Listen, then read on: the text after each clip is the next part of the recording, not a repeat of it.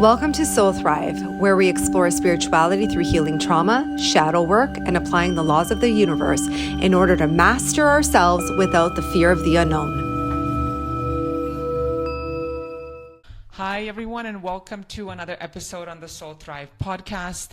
Today, we want to talk about a very layered and complex topic that you had issued a reel about this a couple of days ago. And it's all about guilt. I want to start with actually reading what you had written on the reel because I found it so good, and then I want to dissect it and get into it like that. Okay. So, guilt is often not yours, it's programmed. As children, many of us learned that stepping into our power meant taking something away from others. Maybe you were told not to show off or felt responsible for the feelings of siblings, parents, or peers. Over time, your nervous system associated success with guilt. So now as an adult, when you achieve something or move closer to your dreams, a part of you feels bad for those who haven't. That guilt convinces you to shrink, to play small, to dim your own light. But here's the truth. Your achievements don't rob others of theirs. The guilt is a childhood survival pattern, not your reality. Healing means recognizing this programming, releasing responsibility for others' paths, and allowing yourself to rise. Your power inspires, your light leads, and your healing gives others permission to heal too. Like the first one is a belief that if you step into your power, or like it, which means so many things. It's like, I am being myself. I am speaking my truth. I am saying no when I want to say no. You were meant to feel like you were taking something away from others. Absolutely.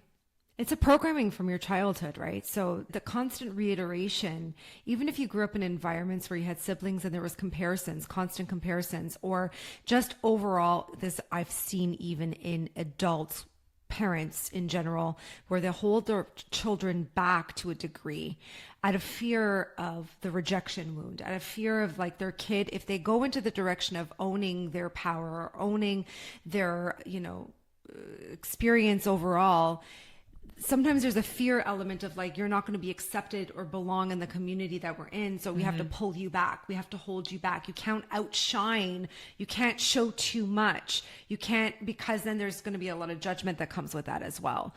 So it's very like multi-layered guilt. And then in Embrace Your Shadows, the book that I did a whole chapter on guilt, but the programming of guilt, like to understand the programming. It's as simple as like the reiteration in the language that was continuously given to you from, even just the relationship around the rejection or shame overall. The shaming of, you shouldn't be this way. You shouldn't act this way. You shouldn't do this. You did something wrong. You are bad for being who you are, or trying to define a better sense of yourself. And it really is linked to the solar plexus chakra. It really is linked to the solar plexus because it's with the guilt, there's a constant reiteration that you are not allowed to be your true self. You're not allowed to go into areas of empowerment or leadership without there being struggle or consequence or sacrifice of something.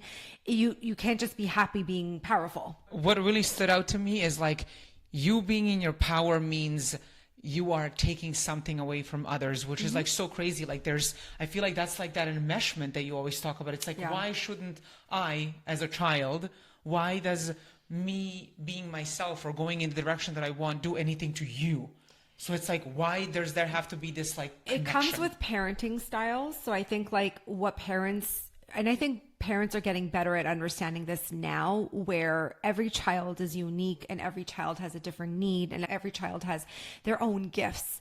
But back in the day, I grew up in an environment myself. My parents, they parented us the exact same way and they wanted us to conform in the exact same way. They weren't looking at the uniqueness of the child and the experience of whatever that is. So they weren't defining, you can do this and you can do this. It was, don't do this because if you do this, then your sibling or your friend is going to feel really bad. It's so true though, right? Because it was such a constant reiteration of you need to conform and abide by these rules. And these are the ways that you will fit in and you cannot grow past those boundaries, right? And so I find that, you know, parenting styles, the way that our childhood is programmed for us to feel bad consistently for doing something better or having something more than someone else. I've seen it where I've wanted to celebrate myself, right? I accomplished this, or I did this, and I had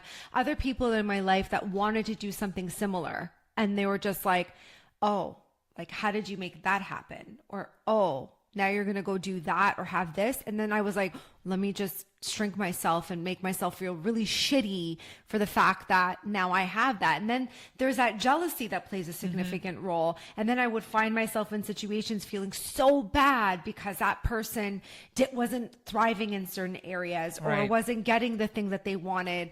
But then at the same time, they also weren't working towards it. And then I found myself being like, let me help you with this. Let me guide you with that. Let me encourage you with this. Let me do this. So I held even though I was accomplishing things, and I think people can relate to this in a lot of ways, where you could still be accomplishing things, but you're not at your 110%. You're still operating at like 75% because you're doing the one thing, but now you're stopping and you're pausing and you're like assessing, okay. So much of your energy is going to, I know I can relate to the same thing. And then you ask yourself, well, shit. Imagine where I would be right now if I just hadn't done. And it's not that you're an evil person or you're not considerate of other people's feelings. There is a level of empathy and understanding. And, you know, maybe you are going to give the person the advice, or maybe you are going to go out of your way to kind of make them understand the circumstances. But I know a lot of people who are not willing to put all of their energy into the work. They're just too busy complaining. Why isn't it happening for me? Or why is this not working out the way that I want it to? And it's like, but if you put all that energy into complaining, imagine if you just put all of that energy in just doing it. Right. Like just actualizing it. And I think that the problem is a lot of people don't do that. They have the concept that they're deserving of it, but they're not putting in the time or the energy that they need. And then there's an element too of like, is it in your alignment? Do you want it because it's just something that you think you should get? Is it going to give you a form of status?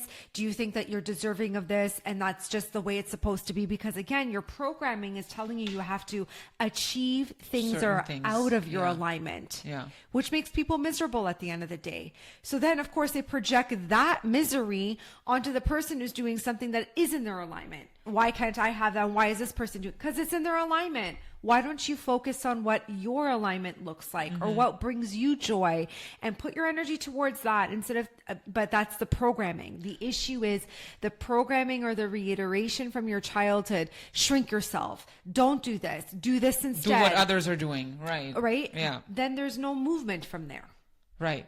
And that leads so well into something, I mean, I'm quite familiar with this, is like the feeling of being responsible for the feelings of siblings, parents, peers, like everyone around you, like parents, all of that. Yeah, guilt is, and I feel like that impacts. I feel like out of everything that we talk about, like guilt is so, it's a hard heavy, and I think it has the worst type of like, not consequences, but like effects on you emotionally and mentally and even physically. There are physical sensations, absolutely. You're 110% when it comes to saying that there are physical sensations in the body that will give you an indicator that you are operating and holding yourself back. The hardest shadow emotion to work through is rejection. Really? Even more so than guilt? Yeah. Victim mentality and rejection. Those are the two hardest, because you're not reframing the way you're operating. You're in a narrative or a story, right? So then if I'm in my narrative and I'm abiding by the programming in my childhood that's saying, hey, you can't be like this because you're going to get rejected. If I don't work through those two aspects first and kind of unravel the story and the belief system and the programming, I'm never going to get over feeling the guilt. So those two layers are the hardest, because what you've done is you've created a false sense of self through the victim mentality and through your fears of rejection. Right. Because I mean, does it all not come down to I can't be myself? Like all of that is your belief system comes but in down general, to that. when you look at even like victim mentality, like people play the victim, so feel bad for me, therefore you'll accept me. It doesn't just mean that, I can't be myself. There's many facets when it comes to the victim mentality. It could be like, I am myself and this is who I really am, and why isn't it working out for me? And then they go into the other story without registering the immense guilt that they have and the programming that they have from their childhood. And so it's very important to work through the layers of victim mentality and rejection, which we've touched on other episodes before. But I'm telling you, the hardest layers to go through is the rejection wound. And so you're saying that you have to go through that first before you tackle guilt? Oh yeah, you'll never, it's programming. It's the way you're abiding. So if guilt is tied to you being a good person, which it is, because at the end of the day, I am a bad person for choosing to go into the direction of success or whatever. Or empowerment or a different sense of who the fuck I am that isn't defined by what everybody else has defined me as well as what my role in my family has been, which I've also added in the book as well. I have a chapter on dysfunctional family patterns, which I think people need to kind of like really register how you define you and what role you have in the family that has been put on you, because you've created your whole identity over that. And then if you're someone who feels immense guilt, you could see how all these shadow emotions kind of play a significant role, and they're all intertwined in interesting ways. But you're not going to be able to say to yourself, I'm not a bad person, I'm choosing me, without feelings of rejection. Like you have to be okay with being rejected 100% before you can. And you have to be okay with like listening, actively listening to your internal truth and what's being mirrored in your environment through the relationships that you have and the things that you're attracting in your life, because it's all about this mirror. If you understand this concept where I talk about the conscious mind, subconscious mind, and how the mirror works, and it's imperative for you to register that active listening is going to give you a better awareness of self. So if you're surrounding yourself with people who are highlighting your rejection and highlighting you being the villain and highlighting you being the bad person, really the reiteration is that's how deep your programming is. That you really think that you're bad and you for have choosing yourself. And then you have to break that cycle of that limitation and that thought process. Got it. In the book, actually, so chapter 10, you go into sort of like what guilt is and how the cycle forms in childhood, and then you've got different steps of how to actually break the cycle of guilt. Number one, obviously, being able to identify the source of the guilt and like where it all started, and who told me that I have to, it's the coping mechanisms that develop basically. But what I like at the end, and there's like literally 1, 2, 3, 4, 5, 10 ways to tackle guilt, but then at the end, after the meditation, for shifting guilt within the inner child by healing the solar plexus chakra. Very important for you guys to identify that the solar plexus is your sense of self. It's the energy center that's located just over here. And it really is a profound, that's the sense of your power. It's the sense of yourself. And it's also linked to your nervous system in a completely different context as well. So when you think about when you're like scared to speak up, or scared to take the risk, or scared to own your power, that area is the one that defines itself the most. And it's the area that will also attract the most conflict in your life. And it needs that so you can develop a better understanding of yourself. So if you're constantly attracting conflict and you're not resolving internal conflict, this is telling you that you have a very weak solar plexus. And it's imperative for you to really get into the core understanding as to how that was developed in your childhood. And I have a whole chakra section in the book as well. And it is tied to the father wound as well. So again, it's all in the book. I've like literally highlighted the step process. End of when you're working through all of this and you're listening to the meditation, because you should be recording yourself it's really going to reprogram the way you operate. That's the whole point. I'm trying to teach you guys to reprogram the way you operate so you have the opportunity to really break these cycles and behaviors. Can you, one question before we get into the book, the reflections in the book, you can't tie guilt to either mother or father wound, can you? No. Like it's being fed from every side of the equation. And it really has, I mean, one parent may guilt you more than the other. And you're going to want to sit down and think about which one did that. And it could be in different facets. No, I don't think I've ever really thought about it like that. Maybe I have to sit with that a little bit more and think about if it's more directed with mom or more direct. I think it's more directed with culture. And I think it's more directed with religion. And I think it's really embedded with those kind of concepts. And then how the structure of the family, like relationships are with those parts.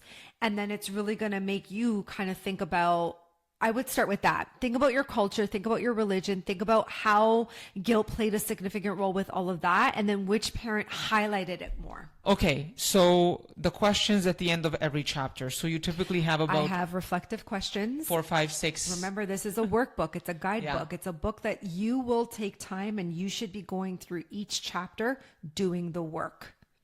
Yeah. So I like that, even the way it's structured, because you define it and you give examples of how it's formed.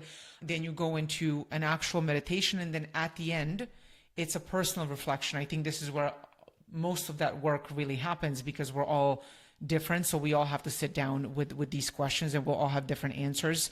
So interestingly, one of the questions you have at the end of the guilt chapter is identify areas in your life where you often feel guilty. What beliefs or past experiences might contribute to these feelings? Yeah. Well, how would you answer that? Well, it's an easy one. Like I often feel guilty when things are going well, or when I'm actively like going towards the direction of success, or when I feel like I have to say something mainly to almost like defend myself, and then the other person, how is the other person going to react? Or maybe it's like a truth, or maybe I have to express a feeling and I'm like, how are they going to take it? And that's the guilt, because I'm like, oh, but now I'm upsetting them and I can't upset them. So that goes back to that.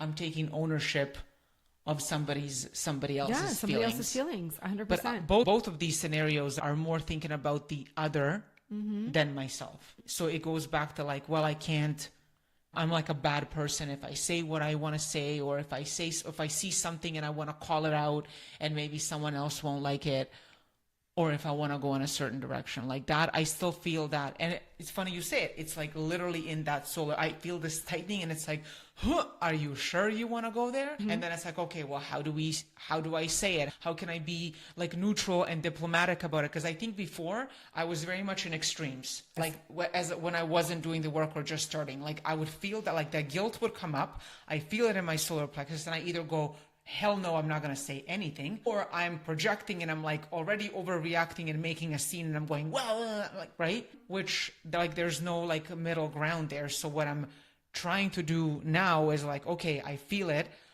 I also want to be mindful of like my language and how my language comes across. And I don't want to be judgmental, but I have to still say how I feel. You know, I bought Sveti a book called Nonviolent Communication. It's an interesting book. But it's really good because it sort of like helps you, instead of saying you did this or you are like this. It's like, I don't think she read it. Anyway, thoughts on this? Sveti, we need to bring your mom on the podcast. Jenny and Sveti on the podcast. I think that would be a very interesting conversation. Oh my God. You know, it's so interesting because I don't feel guilt. And when I say that, people are like, oh, what? You have no conscience. Like, you are not a good person. I'm like, really? What is it that I'm supposed to feel then? Like, why am I supposed to stop? I already feel so many things. Like, I feel sorry for things. And I'm like, you know, everything that's going on in the world, like, I have a lot of compassion and empathy for. But why would I feel guilty for going to choose my perspective and live my life and go into the areas of the things that I want to create? Nobody's taking anything from you. I'm saying you can have it too. We could all have it, you know? I think when I was younger, I'd feel so bad and so guilty, and it would paralyze me.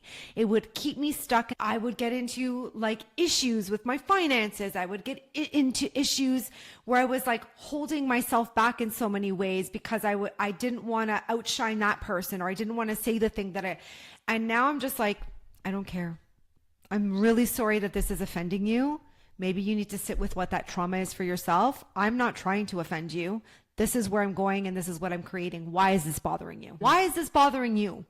Right. Like, what is it taking out of your day and out of your life for me to do what I need to do? Why am I the bad guy now? Or like if you're expressing your opinion or calling someone out, say like something happened and you're like, okay, I need to address this behavior. Yeah, I'm over that too. Yeah. You know what I've realized? Throughout the years that I've been doing this work, because I'm a shadow worker, I'm always going to mirror people's subconscious. I had to accept that. But again, I had to keep taking the hit of rejection. So it's like a muscle, right? It's like you're developing that solar plexus, that sense of self. So the more rejection I could take, the more I can not feel guilty. I was like, right. Well, you know what? You don't want to be my friend. You don't want to talk to me. You're upset with me because I said this. Did you forget all the things that I said to you? 99% of the time, people are not actively listening. You're telling yourself a story about where I fit in your narrative, your perception of who you think I am and where I fit into your life. Right. And that's what your parents did. That goes right back to the programming. You're doing the exact same thing your parents did in your relationships with people. And then you're getting upset or you're getting annoyed or they're being disrespectful or they're being rude or that's immaturity to me. It's like, you need to register that people are people and they belong where they belong and you belong where you belong. Stop enmeshing everything. It's like we have to register where we're at in our experiences and know like, if I'm telling you, which you know this, I can be a very reactive person. I never have any malintent towards my experiences. I'm a shadow worker. I'm always going to mirror your subconscious, whether you like it or not. Literally, this is my job. I don't know why people book appointments with me and then get upset when I tell them what it is and what I'm reading. And then they're like, oh no, all up in arms. And now I'm the villain. What makes me the villain? Why are you not the villain? Why are you not the bad guy? First of all, you're not changing anything within yourself because you're not willing to change that rejection, to change that victim mentality. You're going out with that shitty energy and then you're expecting other people to change for you. And I should feel guilty? It's fine. This layers into conflict resolution as well because like if you say how you feel and if the other person just doesn't want to hear you or doesn't want to like conflict resolve, then bye. Bye. That's what I did 2 years ago with somebody in my life. They were doing so much shit behind my back and they were villainizing me and creating stories and doing all of this. And then I was like, okay, tell me what I did. Let me make it better. What can I do to conflict resolve? And they were like, no, I don't have examples. I don't have this. I don't have that. I was like, so I'm just the bad guy now? Like, and I'm supposed to feel guilty about that? No, thank you. That story ended a long time ago when I was a little girl that was super sensitive and nobody gave a shit about my sensitivities. And then I felt so guilty and so bad, so many years of holding myself back to help people get ahead. And trust me, I've helped a lot of people get ahead. Why should I feel guilty? The reality of the situation, it comes down to one specific thing. I'm not gonna make myself small to make you happy. At the end of the day, what's most important is that you are a good person. You know you're a good person. You know you did the best that you could. If you're taking accountability for the mistakes that you make and you're willing to change it and get better at that, fundamentally, you're doing the best thing. And thirdly, if someone doesn't like the things that you say or how you are or how you act or what your position is in your experiences and in your relationships, maybe go a level deeper in the rejection or go into conflict resolve. If not, then you're around the wrong people. With that, we end. I think so. That was. I'm not going to stop my rants. I like them. No one said that you should. I don't know. I felt like you were judging. It's all good. All right. See you Bye, guys.